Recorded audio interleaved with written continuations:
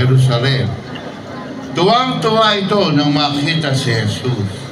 Marami na siyang nabalitaang tungkol dito at matagal na niyang ibig makita.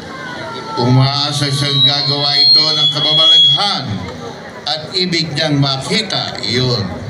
Kaya't tinanong niya ang tinanong ni Jesus.